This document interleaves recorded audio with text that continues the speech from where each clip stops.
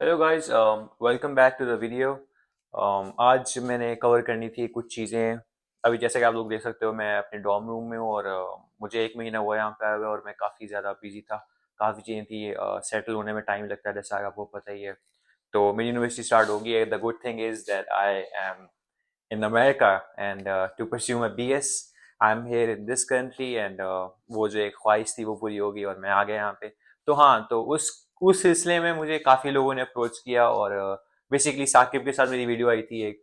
तो उस वीडियो में उसने क्या किया, असल में एक्चुअली में वो 20-30 मिनट्स की वीडियो थी, लेकिन उसने उसको काफ़ी कट कर दिया और उसके बाद 7-8 मिनट्स की बना दिया। और फिर कमेंट्स मैंने देखे और इतने लोगों ने कहा था कि वो डिटेल वीडियो नहीं है। तो मैंने कहा कि I am gonna make another one and it should be uploaded on my own channel, क्योंकि मैं भी बेसिकली यूट्यूब वीडियोस बनाता हूँ और मैं बनाता रहा था शुरू में, लेकिन छोड़ दिया बीच में। तो इतना मैंने कभी सीरियसली लिया नहीं है, लेकिन I am trying to get back to that routine because I love making these kind of videos और like making videos in general. I love YouTube. तो हाँ, मैं दोबारा से उस रूटीन में आऊँगा इंशाल्लाह। आहिस्ता आहिस्ता इसको स्लोली लेके चलेंगे, लेकिन आज की वीडियो थोड़ी सी अर्जेंसी में बना रहा हूँ, इसलिए कि जैसा कि आप देख सकते हो कोई सेटअप नहीं है। एक ब्लॉगिंग स्टाइल वीडियो बना रहा हूँ, क्योंकि अगर मैंने सेटअप के ऊपर टाइम लगाया तो काफ़ी लोगों के लिए देर हो जाएगी। उन्होंने अप्लाई करना था, उनको कोई आइडिया नहीं है कि क्या करना है। तो एक वीडियो मैं अभी फ़िलहाल बनाऊँगा, मज़ीद डिटेल्स के लिए मैं नेक्स्ट वीडियो बना लूँगा। अगर कोई चीज़ मुझसे भूल जाऊँ, अगर मैं कोई चीज़ भूल जाऊँ तो मुझे आप बता देना, मैं उसको नेक्स्ट वीडियो में कवर कर लूँगा। लेकिन फ़िलहाल जो ज़रूरी चीज़ें हैं, जो कि मुझे डीएम्स आ रहे थे, मैं वो चीज़ें कवर कर लूँ, ताकि जिनको ज़रूरत है उस इन्फॉर्मेशन की, वो एज़ सून एज़ पॉसिबल उनको मिल जाए। तो लेट्स स्टार्ट। तो यार, अब मैं अपने लैपटॉप पे आ गया हूँ और शुरू करते हैं। मैं एक-एक करके क्वेश्चन सारे एड्रेस करूँगा और बताऊँगा, ठीक है? जहाँ तक मेरा जो नॉलेज है मैं उसके हिसाब से मैं आपको जवाब दूँगा, ठीक है? तो पहला सवाल मोइज़ भाई का है कि how to prepare for SAT SAT basically. तो एसएटी आपको पता होगा, नहीं पता तो उसके बारे में एक और ज़्यादा वीडियो बना दूँगा। एसएटी एग्ज़ाम है और आप जब यूएस में अप्लाई करते हो तो उसके लिए एक एग्ज़ाम होता है एसएटी, वो देते हो तो वो आपकी एप्लीकेशन में काम आता है। कॉलेज बोर्ड एक कंपनी है जो कि एसएटी लेती है। एसएटी एग्ज़ाम में इंग्लिश कंपोनेंट होता है और मैथ कंपोनेंट होता है। दोनों के 800 मार्क्स होते हैं ईच। तो दोनों की इक्वल वेटेज होती है, 50-50।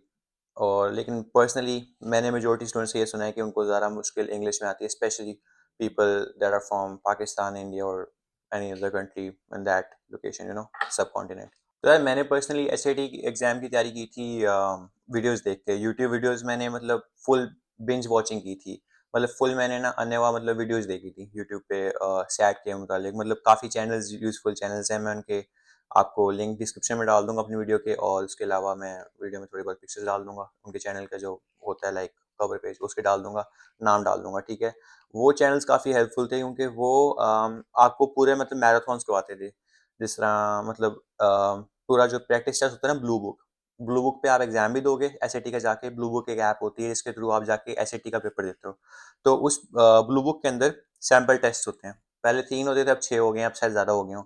तो उन्होंने वो पूरे टेस्ट सॉल्व किए और एक-एक क्वेश्चन को एड्रेस किया और उसको कैसे करना है और उसको मल्टीपल तरीके हैं करने के, वो सब उन्होंने एक्सप्लेन किया हुआ है उन ट्यूटर्स ने जो यूट्यूब पे वीडियोज़ लगाते हैं, एसएटी की तैयारी करवाते हैं। फ्री में वीडियोज़ पड़ी हुई हैं, भरी पड़ी हैं, नेट भरा पड़ा है। तो मैं आपको रिकमेंड करूँगा, आप किसी को फीस ना देना है ट्यूटर की कि आपको कोई पढ़ाया कि एसएटी का, ना आपको एकेडमी जाना। It is very easy exam और ये आप घर बैठे कर सकते हो खुद से। आप नेट की हेल्प लेके आप आराम से इसकी तैयारी कर सकते हो। इसमें कोई मसले वाली बात नहीं, और अच्छे ग्रेड्स लेना इसमें कोई मुश्किल वाली बात नहीं, नो रॉकेट साइंस इन्वॉल्व्ड। तो एक तो यूट्यूब सोर्स हो गया, बेस्ट सोर्स है। उसके अलावा खान अकेडमी, उसमें भी आपका एक फ्री कोर्स होता है इंग्लिश और मैथ का। अगर आप वो कर लो तो आपको काफ़ी एक अच्छी तैयारी आपकी हो जाएगी। तो ये 2 सोर्सेज़ मैंने पर्सनली यूज़ किए थे, तो मैं आपको वही रिकमेंड करूँगा जो मैंने खुद यूज़ किए थे और मेरे लिए इफेक्टिव थे। मेरा 1490 एसएटी था, लेकिन मैं I am gonna be completely honest with you, it was not my first try.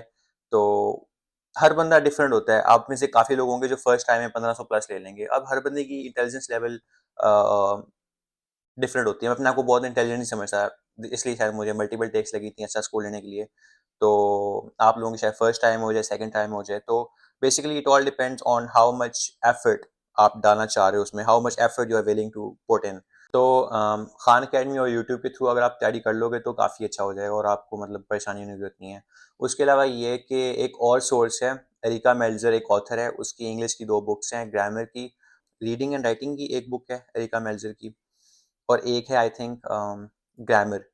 तो इनकी आप प्रैक्टिस कर लोगे तो आपकी उसमें इंग्लिश वाली जो आपका जो पार्ट है ना एसएटी का, वो काफ़ी स्ट्रांग हो जाएगा। मी पर्सनली मेरी जो पहली 10 में मेरा मैथ का स्कोर तीनों अटेम्प्ट्स में अच्छा था, लेकिन मेरा इंग्लिश मैंने स्ट्रगल किया शुरू से ही। मेरी इतनी अच्छी इंग्लिश नहीं थी क्योंकि यार वो काफ़ी एडवांस होती है, मतलब मुझे एडवांस लगती है यार, क्योंकि ना आपको उस टाइम पे आप फंस जाते हो कि आपको दो आंसर्स लग रहे होते हैं, एमसीक्यूज होते हैं बेसिकली, तो आप कंफ्यूज हो जाते हो कि कौन सा आंसर सही है, क्योंकि SAT exam basically purely MCQs है, मैथ में भी और इंग्लिश में भी। तो इंग्लिश में बड़ा कंफ्यूजन होती है, मुझे तो होती थी। तो उसको डील करने के लिए मैंने वो बुक्स ली थी, एरिका मेजे में दोस्त ने मुझे सजेस्ट की थी, और वो मेरे लिए काफ़ी हेल्पफुल हुई थी। वो आपको ग्रामर रूल्स, आपको हर आंसर को अप्रोच करने के लिए टेक्निक्स वगैरह, इंग्लिश के जो बेसिक रूल्स होते हैं, हाउ एवर कब यूज़ करना है, मतलब कनेक्टर्स कब यूज़ करने हैं, ग्रामर कब कौन सा साइन कहाँ यूज़ करना है, मतलब कॉमा कहाँ डालना है, कॉलन कहाँ डालना है, वो बेसिक चीज़ें शुरू कुछ लोगों को काफ़ी आती हैं, लेकिन कुछ थोड़ी एडवांस चीज़ें भी हैं जो कवर करती है अपनी बुक्स में। तो आप वो बुक ज़रूर बाय कर लेना अगर आपने इंग्लिश अपनी स्ट्रॉन्ग करनी है। मैथ पीस ऑफ केक होनी चाहिए आप लोगों के लिए। मेरे लिए भी थी। मेरे तीनों अटेम्प्ट्स में 700 प्लस था अल्हम्दुलिल्लाह मैथ का स्कोर। तो आप 700 20 30 प्लस 700 अबव रख लो स्कोर अपने दिमाग में मैथ में, तो आप गुड हो। 700 प्लस आपने इंग्लिश में लेना है। तो मेरा 700 प्लस आया था 1-2 टेक्स के बाद इंग्लिश में, लेकिन मैं 700 प्लस मैथ में तीनों टाइम में आया था। तो मैथ बेसिकली 11th-12th ग्रेड की मैथ होती है, बेसिक अलजेब्रा वगैरह होता है, उसके अलावा ट्रिग्नोमेट्री होती है और थोड़े बहुत और टॉपिक्स होते हैं। मजीद आप इसका कोर्स करके तुम दे सकते हो, लेकिन it's not very advanced math. Integration नहीं है, डिफरेंशिएशन नहीं है उसके अंदर, मतलब जो आप एसएटी एग्जाम देते हो ब्लू बुक के अंदर जाके, लैपटॉप पे होता है, ये डिजिटल टेस्ट होता है। तो उस पे आप क्या होता है, आपको वहाँ पे एक बिल्ट इन कैलकुलेटर मिलता है जो कि काफ़ी एडवांस होता है। आप अपना कैलकुलेटर लेके जा सकते हो, लेकिन जो बिल्ट इन कैलकुलेटर तो काफ़ी एडवांस होता है। आप उसमें वैल्यूज डालते हो तो आपको ग्राफ बना देते हो और आप उससे काफ़ी इजीली क्वेश्चन सॉल्व कर सकते हो सेकंड्स के अंदर। तो वो कैलकुलेटर आपके लिए काफ़ी हेल्पफुल होगा। तो math should not be a problem. More over अगर आपको इस एसएटी के बारे में स्पेसिफिक मैं एक वीडियो बनाऊंगा, उसमें मजीद चीज़ें कवर करूंगा कि इसको कैसे लेके चलना है, इसकी तैयारी मतलब और मजीद कैसे बेहतर कर सकते हैं। लेकिन मजीद जो ज़रूरी चीज़ें थी मैंने इसमें कवर कर दी हैं कि तैयारी करनी कैसी है। पहला सवाल, एसएटी के लिए जितनी प्रैक्टिस कर सकते हो करो, जितनी प्रैक्टिस कर सकते हो उतनी काम है। तो second question, how to get scholarship with stipend. अब स्टाइपेंड जो है वो हर यूनिवर्सिटी का डिफरेंट होता है। कुछ यूनिवर्सिटीज देती हैं, कुछ यूनिवर्सिटीज नहीं देती, कुछ यूनिवर्सिटीज ज़्यादा देती हैं, कुछ यूनिवर्सिटीज कम देती हैं। You have to do your research on your own. तो उसमें मैं कुछ यूनिवर्सिटीज ढूंढ के आपको बता सकता हूँ मोर स्पेसिफिकली, लेकिन हर बंदे का केस डिफरेंट होता है। एसएटी एग्जाम जिसके बारे में मैंने थोड़ी बहुत पहले बात की है, वो one of the major reasons और one of the major source होता है स्कॉलरशिप का। यूनिवर्सिटी अमेरिका में कॉलेजेस आपको एसएटी के बेसिस पे देती हैं scholarship, especially for undergrad students. तो if you have SAT score of anywhere around 1400 1450 preferably, 1450 plus हो जाए, 1500 प्लस हो जाए तो वेल एंड गुड है। तो आपको स्कॉलरशिप कुछ ना कुछ मिल जाती है, फुली फंडेड भी मिल जाती हैं, 50% मिल जाती है, 70% मिल जाती है, depends on the university and your overall application. क्योंकि मैं ये नहीं कहूँगा कि अगर आपका एसएटी स्कोर आ जाए अच्छा तो आप सेट हो, आपको फुली फंडेड मिल जाएगी, ऐसा भी नहीं है। लेकिन ये आपका केस स्ट्रॉन्ग करती है और आपको स्कॉलरशिप मिलने के चांसेस बहुत हाई हो जाते हैं। तो हाँ, एक तो आपका एसएटी होना चाहिए स्कॉलरशिप के लिए, और स्टाइपेंड के लिए मतलब आपको ना उसके लिए अलग एप्लीकेशन भी देनी पड़ती है स्टाइपेंड के लिए, एक्स्ट्रा स्कॉलरशिप्स के लिए। लेकिन मोस्टली होता है आप एक एक्सेप्शनल स्टूडेंट हो और आपने अब क्लास के अंदर और क्लास के बाहर दोनों जगह बहुत ही एक्सेप्शनल चीज़ें की हैं। मतलब आप आपके एक्स्ट्रा करिकुलर्स अच्छे हैं, और एक्स्ट्रा करिकुलर से मेरी मुराद हैं जो आपकी activities, for example you are a part of debating society और you are part of some other student organization, आप स्टूडेंट गवर्नमेंट का पार्ट थे, आप हेड बॉय थे, हेड गर्ल थी, या फिर आप वाइस प्रेसिडेंट थे। मतलब जो स्टूडेंट गवर्नमेंट में होते हैं रोल्स, मेजर रोल्स, वो अगर आपके पास हैं तो आप के बाद अच्छे पॉइंट्स आप बता सकते हो कि मेरे ये एक्स्ट्रा करिकुलर एक्टिविटीज़ थी। उसके बाद आपने रोबोटिक सोसाइटी ज्वाइन की थी, आपने ये रोबोट बनाया था, आपने ये कोडिंग प्रॉब्लम सॉल्व की थी। मतलब बेसिकली जो स्कूल में जो एक्स्ट्रा चीज़ें करवाते हैं स्कूल वाले, उसमें आपने मतलब पार्टिसिपेट किया कुछ और आपने कुछ अचीव किया। बेसिकली आपने कोई टूर्नामेंट जीता, आपने कोई नेशनल लेवल पे कुछ जीता। तो these are all the things that can make your case strong. SAT, extra curriculars, आपका रेज्यूमे में ये चीज़ें आती हैं। वॉलंटियर एक्टिविटीज़, बेसिकली आप सोशल वर्क आपने किया कि नहीं किया, आपने कम्युनिटी सर्विस दी है कि नहीं की। तो बेसिकली मैंने पर्सनली एलएसयू के साथ काम किया था, Lahore student association, Lahore student union, something like that. उनके साथ काम किया था। उन्होंने हमें मतलब 5-7 मैंने की थी एक्टिविटीज़, कम्युनिटी सर्विसेज मैंने वहाँ पे 5-7 जगह पे की थी और मुझे सर्टिफिकेट्स मिले थे। तो वो मेरी एप्लीकेशन में काफ़ी काम आए थे।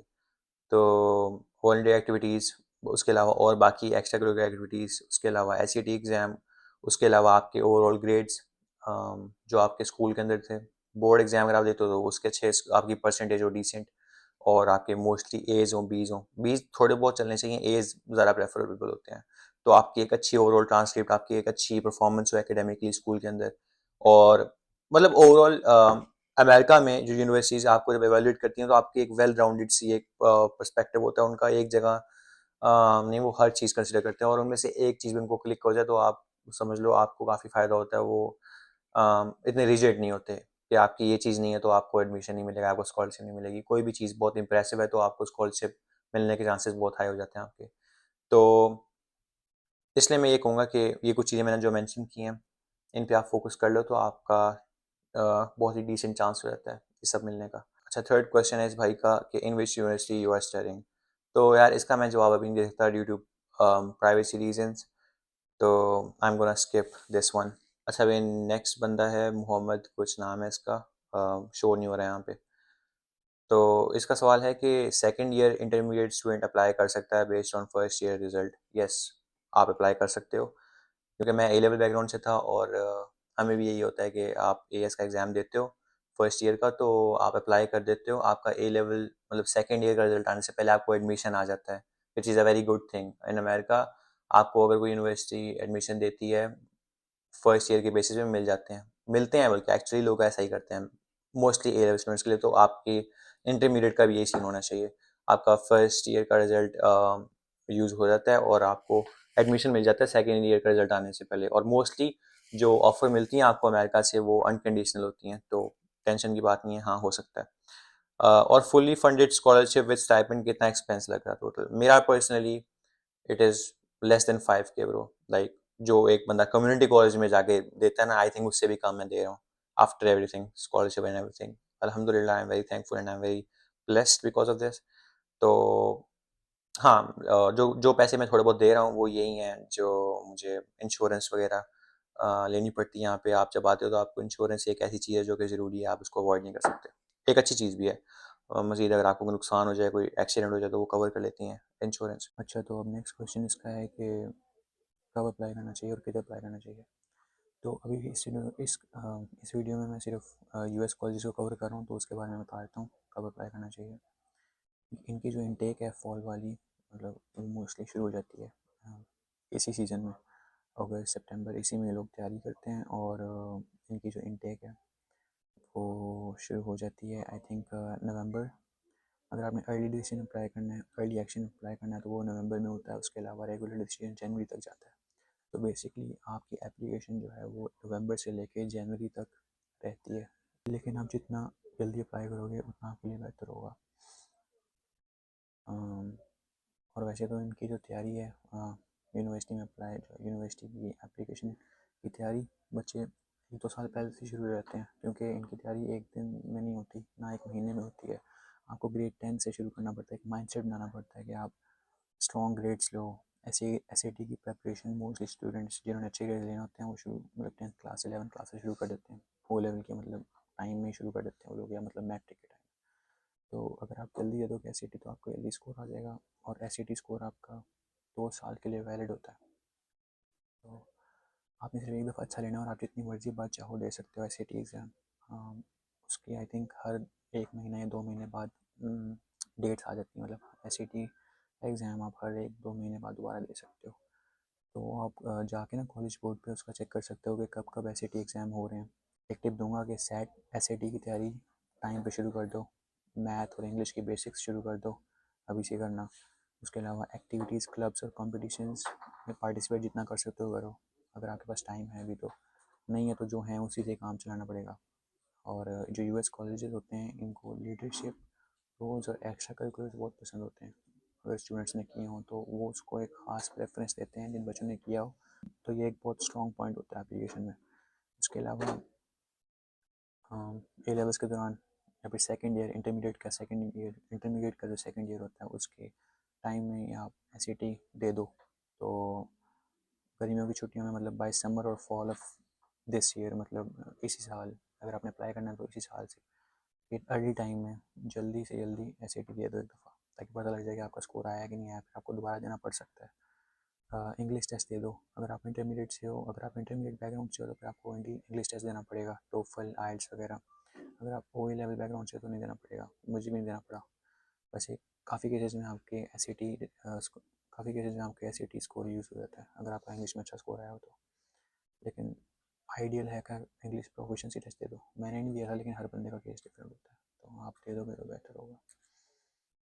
उसके अलावा रेज्यूमे बिल्ड करो अपना। रेज्यूमे CV एक ही चीज़ होती है, वॉल्टियर वर्क करो, प्रोजेक्ट्स करो, अवार्ड्स लो अगर ले सकते हो। अगर आपके अवार्ड्स आपने एक दो जीते हुए तो वेल एंड गुड है। यूनिवर्सिटी शॉर्ट लिस्ट कर लो अपनी टाइम से, ताकि आपको पता हो अपनी यूनिवर्सिटी में अप्लाई करना है। और हर यूनिवर्सिटी का डिफरेंट सीन होता है, कुछ फाइनेंशियल एड देती हैं, कुछ नहीं देती हैं, कुछ सिर्फ स्कॉलरशिप देती हैं, कुछ सिर्फ फाइनेंशियली देती हैं। तो हर यूनिवर्सिटी का डिफरेंट सीन होता है, आप जनरलाइज नहीं कर सकते। अभी क्या मंथ हो रहा है, सितंबर हो रहा है, आपके पास बेसिकली 1 महीना या 1 या 2 महीने कर लो एट मैक्स, आपने अप्लाई कर देना 2 महीने के अंदर। तो आप अपने एसेस पे जल्दी से जल्दी काम शुरू कर दो करना, मतलब लिखना शुरू कर दो, ड्राफ्टिंग कर लो, मतलब एक तो एसेस लिख लो, चेक करवा लो, फाइनलाइज करो जल्दी से जल्दी, आपका जो ऐसे मेन ऐसे यूज़ होगा। उसके अलावा उसको मेन ऐसे कहते हैं, पर्सनल स्टेटमेंट कहते हैं, दोनों एक ही चीज़ होती हैं। उसके अलावा टीचर से LOR मांग लो अगर तुमने नहीं अभी तक मांगा, लेटर ऑफ रिकमेंडेशन, 2 आइडियल हैं, वैसे 3 भी कुछ यूनिवर्सिटी मांगते हैं, लेकिन 2 चल जाते हैं। और डॉक्यूमेंट्स जो हैं ऑर्गेनाइज करना शुरू कर दो, ट्रांसक्रिप्ट वगैरह, टेस्ट कोर्स और सर्टिफिकेट्स, तीनों चीज़ें आप तरतीब में ले आओ कि हाँ ये चीज़ें यूज़ करनी है। US कॉलेज में 3 टाइप्स ऑफ एप्लीकेशन होती हैं। एक होती है अर्ली डिसीजन, वो आप एक यूनिवर्सिटी में ही कर सकते हो अर्ली डिसीजन। उसका ये होता है, आपकी एग्रीमेंट होती है कॉलेज के साथ कि अगर आपको उन्होंने ऑफ़र दे दी तो आपने उसी कॉलेज में जाना है, और अब आपको अगर डिसीजन आ गया उस कॉलेज से और आपको एक्सेप्ट कर लिया उन लोगों ने, तो आपको बाकी कॉलेज से अपनी एप्लीकेशन विड्रॉ करनी पड़ेगी आपको। ये एक एग्रीमेंट होती है, बाइंडिंग एग्रीमेंट होती है। तो ये अर्ली डिसीजन मैं सजेस्ट करूँगा उस कॉलेज में करो जो आपका ड्रीम कॉलेज है अमेरिका में, जहाँ पे आप जाना चाहते हो, कोई बड़ी यूनिवर्सिटी में अर्ली डिसीजन कर लो कि अगर आपको वहाँ पे आ गया तो आप जाओगे ही जाओगे। और अर्ली एक्शन उससे नीचे लेवल का होता है, लेकिन उसमें भी चांसेस ज़्यादा होते हैं एडमिशन के। और फिर आ जाता है रेगुलर डिसीजन, उसमें टाइम बहुत ज़्यादा होता है अप्लाई करने का, विंडो ज़्यादा होती है उसकी अप्लाई करने की, जनवरी तक रहता है टाइम आपका। लेकिन अर्ली डिसीजन और अर्ली एक्शन जल्दी क्लोज हो जाता है नवंबर में मोस्टली। तो अर्ली डिसीजन आप एक यूनिवर्सिटी में कर सकते हो, और अर्ली एक्शन आप कपल ऑफ यूनिवर्सिटीज में कर सकते हो। अर्ली डिसीजन के भी 2 होते हैं, एक अर्ली डिसीजन 1 और एक अर्ली डिसीजन 2। दोनों में बाइंडिंग एग्रीमेंट होता है, और आपको लाइक एक एग्रीमेंट होता है कि अगर आपको उन्होंने ऑफर दे दी तो फिर आपको वहाँ ही जाना पड़ेगा। तो ये सोच समझ के करना, और मैं सजेस्ट करूँगा कि आप उस कॉलेज में करना जो कि नीड ब्लाइंड है। क्योंकि अर्ली डिसीजन में ये होता है कि आपकी जो एक पसंद की यूनिवर्सिटी है ना, जहाँ पे आप जाना चाहते हो, आप खुश होगे जाके, तो वो उस यूनिवर्सिटी को चूज़ करना जो नीट ब्लाइंड है और काफ़ी मुश्किल है एडमिशन होना, और एक टॉप की यूनिवर्सिटी है। तो फॉर एग्जांपल 5 साल आपने खुद रिसर्च करनी है अपनी कि आपको कौन सी आपने खुद रिसर्च करनी है अपनी कि आपको कौन से कॉलेज अच्छे लगते हैं जो नीट ब्लाइंड हो। अब 2 तरह के कॉलेज होते हैं, एक नीट ब्लाइंड और एक होते हैं नीड अवेयर। नीट ब्लाइंड होते हैं कि वो आपकी फाइनेंशियल अफोर्डेबिलिटी को कंसिडर नहीं करते एडमिशन देते हुए, और नीड अवेयर वो होते हैं जो कि आपकी फाइनेंशियल अफोर्डेबिलिटी को कंसिडर करते हैं एडमिशन देने से पहले। तो नीट ब्लाइंड वाले में करना, कोई बड़ा कॉलेज हो उसमें आप अर्ली डिसीजन कर देना अप्लाई, ताकि अगर ऑफ़र आ गई तो वेल एंड गुड है, वो आपको उतनी स्कॉलरशिप दे देंगे, उतनी फंडिंग दे देंगे जितनी आपको ज़रूरत है।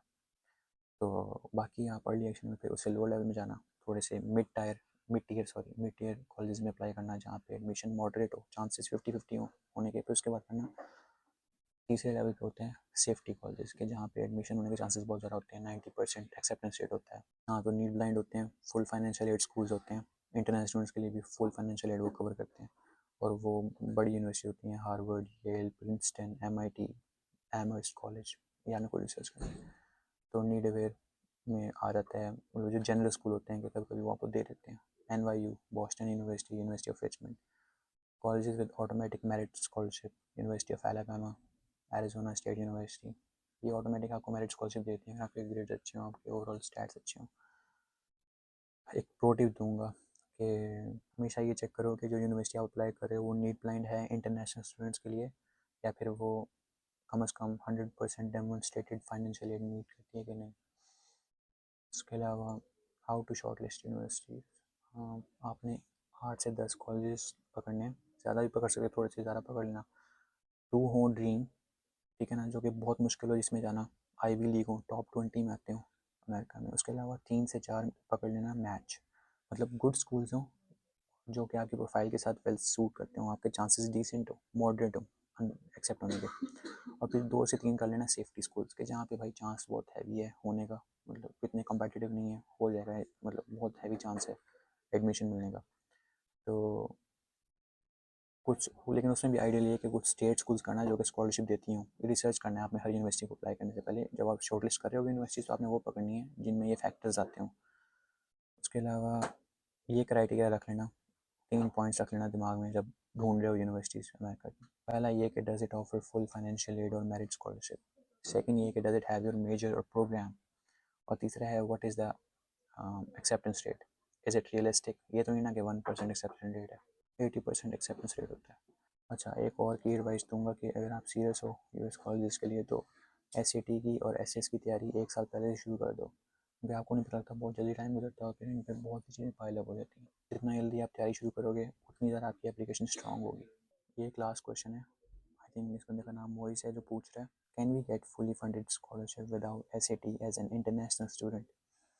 तो मैं ये रिकमेंड नहीं करूँगा, हालांकि ये पॉसिबल है, क्योंकि ये कॉलेज पे डिपेंड करता है, लेकिन इसके चांसेस कम होते हैं, काफ़ी मुश्किल होता है इसना लेना। ऐसे डी यार, एक तो पहली बात तो ये है कि मैं इसलिए आपको इनक्रेज करूँगा कि दो, ये it is not a very difficult test, तुम लोग मतलब दे सकते हो, इतना कोई प्रिपरेशन की ज़रूरत नहीं होती। और मतलब प्रिपरेशन की ज़रूरत होती है लेकिन इतना कोई मुश्किल नहीं है, बहुत रॉकेट साइंस नहीं है, सिर्फ मैथ इंग्लिश की तैयारी कर लो। और अगर आपका फाइनेंशियल बर्डन है तो कोशिश करो कि आप फिर भी दो, अगर आपको पैसे की भी, अगर आपको पैसे का मसला है, $100 लगते हैं एक टाइम पे, मतलब एक एसएटी का एक एग्ज़ाम देना $100 होता है लगते हैं, मतलब 28,000 30,000 कर लो। अगर आप समझ लो 2 या 3 दफ़ा एसएटी देते हो, 90,000 हो गया, ऑलमोस्ट 1 लाख रुपीज़ हो गया। इमेजिन आप 3 ट्राई देते हो, 1 लाख रुपीज़ देते हो एसएटी एग्ज़ाम्स के लिए, मतलब आपने एक दफ़ा आपने दिया 30,000 एग्ज़ाम दिया, आपने 30,000 रुपये पे किए, आपका स्कोर नहीं आया। सेकेंड टाइम दिया 60,000 हो गए, नहीं दिया आया। तीसरे टाइम दिया 30,000 दोबारा दिया, 90,000 हो गया, ऑलमोस्ट 1 लाख हो गया। 3 टाइम आपने एग्ज़ाम दिया एसएटी का और आपका स्कोर तीसरी अटेम्प्ट में आ जाता है जो आपको चाहिए होता है स्कॉलरशिप के लिए। उसी स्कोर की वजह से मे बी बहुत हाई चांसेस आपको स्कॉलरशिप लग जाए, लाखों रुपए बच जाए। तो isn't it a good investment. आपके मतलब 3 अटेम्प्ट्स में आपने चलो 1 लाख रुपये स्पेंड कर दिए एग्ज़ाम के लिए, एसएटी की एग्ज़ाम देते हुए, तो आपको लाखों रुपए बच जाएंगे अगर आपको स्कोर आ गया तो वो एक अच्छी इन्वेस्टमेंट है। इसलिए मैं कहूँगा कि इससे जान ना छुटवाओ। अगर आपने एसएटी स्कोर, अगर आपने एसएटी एग्ज़ाम नहीं दिया और आपने वैसे ही विदाउट अप्लाई कर दिया, विदाउट एसएटी अप्लाई कर दिया, तो फिर वो आपके बाकी फैक्टर्स कंसिडर करेंगे एप्लीकेशन में। एसएटी ऑप्शनल आप अप्लाई कर सकते हो विदाउट एसएटी स्कोर, लेकिन उसमें ये होता है कि फिर बाकी चीज़ों पे वो ज़्यादा स्क्रूटनाइज कर, मतलब वो बाकी चीज़ों पर फिर वो ज़्यादा फोकस करेंगे। आपके फिर बाकी ग्रेड्स ए स्टार्स होने चाहिए, आपके हर एग्ज़ाम में एज ए स्टार्स हों, और आप बहुत ही कोई एक्सेप्टेंस स्टूडेंट हो, आपने कोई इंटरनेशनल टूर्नामेंट जीता हो, फिर आपकी बाकी चीज़ें फिर वो बहुत कंसिडर करेंगे। अनटिल अनलेस आप बहुत ही ज़्यादा कोई एक्सेप्शन स्टूडेंट हो, आपको एसएटी स्कोर की ज़रूरत ही नहीं है, तो फिर आप कर लो, ना दो एसएटी, लेकिन मैं फिर भी रेकमेंड करूँगा दे दो। एक बहुत ही अच्छा फैक्टर होता है, अगर आपका अच्छा स्कोर आ जाए तो आपको फिर बाकी चीज़ों पर इतना नहीं होता, आपका एसएटी स्कोर एक बहुत अच्छा इंप्रेशन डालता है। और टेस्ट में पॉलिसीज़ जो हैं आजकल, पहले नहीं होती थी, पहले एसएटी ज़रूरी होता है, लेकिन अब बहुत सी universities after covid especially test option हो गई हैं, मतलब आपकी मर्ज़ी है, आप एसएटी दो या ना दो उनको अपना एसएटी स्कोर, तो आप अप्लाई कर सकते हो विदाउट एसएटी और ACT and they will still consider you for admission और स्कॉलरशिप। एग्जांपल हो गया Harvard, Yale, MIT, Stanford, Princeton, all test option right now. इसके अलावा और भी लो लेवल की यूनिवर्सिटीज़ भी टेस्ट ऑप्शन है, चेक करना पड़ेगा आपको एक एक यूनिवर्सिटीज़ का, मेक श्योर करना है कि टेस्ट ऑप्शन है कि नहीं। गूगल में सर्च मारो, आप पता लग जाता है आपको, या चैट जीपीटी को यूज़ कर लो, वो भी आपको बता देगा। तो उसके अलावा need, blind and full financial aid schools ये भी कर लेती हैं। सम टॉप यूनिवर्सिटीज़ जो कि नीट ब्लाइंड है वो 100% फाइनेंशियल एड दे देती हैं। ये आपको पहले बताया हुआ कि जो कुछ टॉप यूनिवर्सिटीज़ हैं, कम है काफ़ी और उनमें एडमिशन होना बहुत मुश्किल है, लेकिन अगर वो आपको एक्सेप्ट कर लें तो आपकी वो 100% फाइनेंशियल एड मीट करेंगी। उसके अलावा इन सब में एसएटी स्कोर देना मैंडेटरी नहीं है, ज़रूरी नहीं है, लेकिन अगर आप स्कोर दे देते हो, अगर आपका एक स्ट्रॉन्ग स्कोर हो, मतलब 1500 आइडियली, तो आपके चांसेस बहुत ज़्यादा बूस्ट अप हो जाते हैं। आपके chances, like it will boost your chance of like getting in. Need aware universities भी, जैसा मैंने आपको पहले बताया, NYU, Boston, university of Richmond need aware हैं, मतलब आपके वो फाइनेंशियल अफोर्डेबिलिटी देखेंगे गौर से कि यार आप अफोर्ड नहीं कर पाते हो तो मे बी आपको एडमिशन ना दे, लेकिन अगर आपको एडमिशन दे दे तो वो आपको गुड स्कॉलरशिप दे सकती हैं। और ये ज़रूरी नहीं है कि आप एस के थ्रू ये मतलब आप एस स्कोर दो उनको, उसके अलावा अगर आप एस स्कोर ना भी दो, आपकी एप्लीकेशन वैसे ही बहुत तगड़ी है तो फिर आपको दे देंगे वो गुड स्कोर, मतलब आपको फिर भी वो एडमिशन दे देंगे और स्कॉलरशिप कुछ दे देंगे। लेकिन एक गुड स्कोर, जिस बच्चे का एक अच्छा स्कोर भी हो एस वाला, तो वो उसको प्रेफरेंस देंगे ओवर दैट स्टूडेंट जिसके पास एस स्कोर ना हो। रियलिटी ये है कि विदाउट एस आपके बहुत ही अगर स्ट्रॉन्ग ग्रेड्स हैं और एक्स्ट्रा करिकुलर्स मतलब एक्टिविटीज़ आपने स्कूल से बाहर और अंदर बहुत ज़्यादा की हुई हैं और आपके एसेस भी बहुत तगड़े हैं, तो फिर आपका चांस अच्छा है। तो हाँ, कंक्लूजन यही है कि एस के बगैर भी आपको फुली फंडेड स्कॉलरशिप मिल सकती है, लेकिन चांसेस कम होते हैं और आपको बाकी चीज़ों पर बहुत ज़्यादा फोकस करना पड़ता है और बहुत ज़्यादा एक्सेप्शन करना पड़ता है आपको परफॉर्म। उसके अलावा फिर आप फोकस करो नीट ब्लाइंड कॉलेजेस पर और टेस्ट ऑप्शन यूनिवर्सिटीज़ पर फोकस करो अगर आपने एस नहीं देना। और लेकिन अगर आपके पास टाइम है और एबिलिटी है और आपके पास विल पावर है तो आप एस दो और आपके पास एक एक्स्ट्रा एडवांटेज हो जाएगा। मैं दोबारा कहूँगा एस मुश्किल नहीं है, बस आपको थोड़े बहुत महीने लगाने पड़ेंगे, एक या दो। ऐसे एक महीने में भी आ जाता है अगर आपकी मैथ शुरू में थोड़ी बहुत डिसेंट है। इंग्लिश में आपको प्रॉब्लम हो सकती है, मुझे भी वही हुई थी, इसलिए मैंने 2-3 दफ़ा दिया था। तो लेकिन मैं ज़रूर कहूँगा यार चांस लो आप एस का, स्कोर आ गया तो आपके लिए काफ़ी आसानी हो जाएगी। तो यही सब कुछ था आज की वीडियो में कवर करने के लिए। मज़ीद अगर आपको कोई क्वेश्चन हो तो आप कमेंट्स में डाल देना और मैं नेक्स्ट वीडियो में उनको कवर कर लूँगा।